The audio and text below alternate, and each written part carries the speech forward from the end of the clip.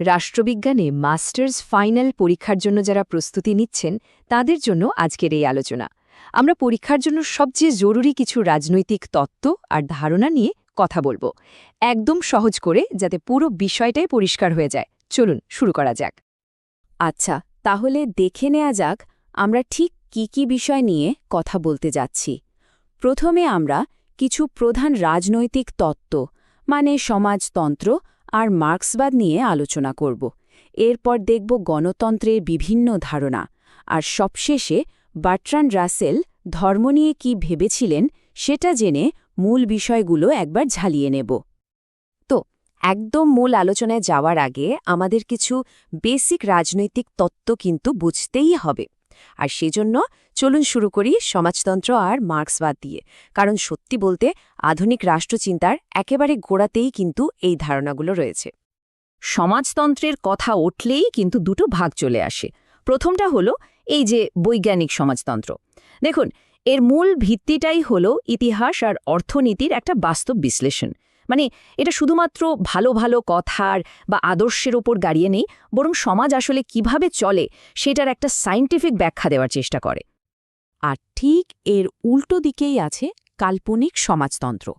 এটা কিন্তু বৈজ্ঞানিক সমাজতন্ত্রের মতো কোনো বাস্তব বিশ্লেষণের ওপর জোর দেয় না, বরং এর ভিত্তিটা হলো একটা স্বপ্ন, একটা আদর্শ। মানে একটা সুন্দর নিখুঁত সমাজ দেখতে কেমন হতে পারে সেই নৈতিক ভাবনা থেকেই এর জন্ম। তাহলে দুটোর মধ্যে আসল পার্থক্যটা কোথায় দাঁড়ালো? খুব সহজ। কাল্পনিক সমাজতন্ত্রের ভিত্তি হচ্ছে আদর্শ আর নৈতিকতা, মানে একটা স্বপ্ন। আর বৈজ্ঞানিক সমাজতন্ত্রের দাবি হল এটা ইতিহাসের একটা অবজেক্টিভ, একটা সায়েন্টিফিক স্টাডি। সোজা কথায় একটা স্বপ্ন দেখায় আর অন্যটা বিশ্লেষণ করে। এখন এই যে বৈজ্ঞানিক সমাজতন্ত্র, এর সবচেয়ে শক্তিশালী আর পরিচিত রূপটাই কিন্তু মার্ক্সবাদ। চলুন এবার একটু দেখি কার্ল মার্ক্স কিভাবে এই আইডিয়াটাকে আরও গভীরে নিয়ে গেলেন আর পুঁজিবাদের বিরুদ্ধে একটা জোরালো সমালোচনা তৈরি করলেন। আচ্ছা, মার্ক্সবাদকে যদি ঠিকঠাক বুঝতে হয় তাহলে এর কয়েকটা মূল বৈশিষ্ট্য কিন্তু আমাদের জানতেই হবে।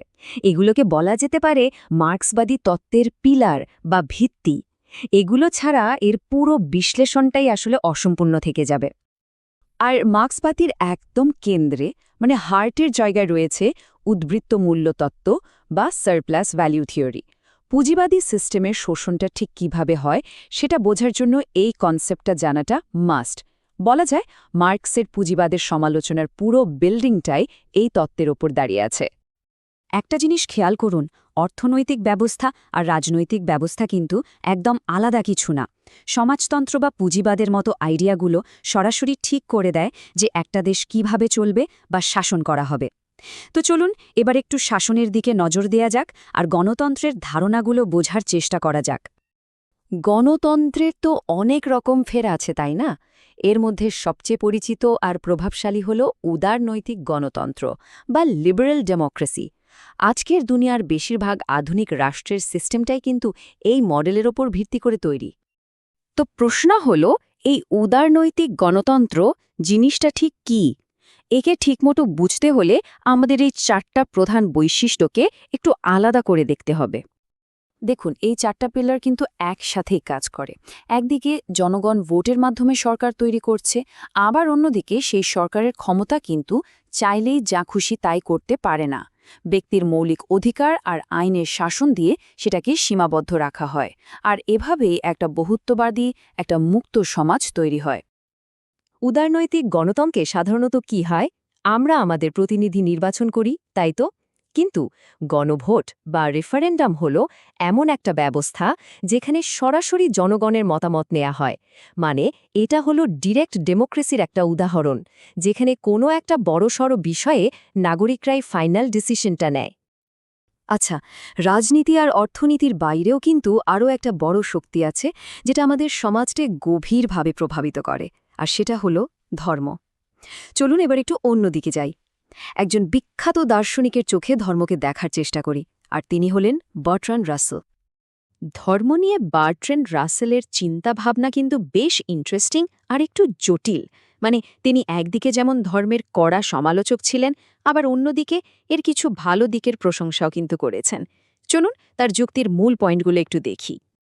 রাসেলের মূল কথাটা ছিল ধর্ম বেশিরভাগ সময়ে ভয় আর কুসংস্কারের ওপর ভিত্তি করে তৈরি হয় এবং এটা মানুষের স্বাধীনভাবে চিন্তা করার ক্ষমতাকে আটকে দেয়, একটা শেকলের মতো। কিন্তু মজার ব্যাপার হলো তিনি এটাও মেনে নিতেন যে এই শেকলের মধ্যেই ধর্মের কিছু নৈতিক শিক্ষা থাকে যা মানুষের কাজে লাগতে পারে। আর চিন্তার মূল কনফ্লিক্টটা কিন্তু এখানেই। বেশ, আমরা তো সমাজতন্ত্র, গণতন্ত্র আর ধর্ম নিয়ে অনেক কথাই বললাম। এখন আসল প্রশ্নটা হলো, এই যে আলাদা আলাদা ধারণা, এগুলোর মধ্যে কানেকশনটা কোথায়? চলুন পুরো আলোচনার মূল বিষয়গুলো এক জায়গায় এনে দেখি। এতক্ষণের আলোচনায় একটা জিনিস তো পরিষ্কার, তাই না? অর্থনৈতিক ব্যবস্থা, সরকার চালানোর পদ্ধতি, আবার দার্শনিক ভাবনা, এগুলোর কোনোটিই কিন্তু আলাদা নয়। সব কটা ধারণায় একে অপরের সাথে জুড়ে আছে আর প্রতিনিয়ত আমাদের চারপাশের দুনিয়াটাকে তৈরি করছে। এগুলো শুধু পরীক্ষার টপিক না, এগুলোই আমাদের চারপাশের রিয়ালিটি। আচ্ছা, সব আলোচনার শেষে একটা প্রশ্ন কিন্তু থেকেই যায়।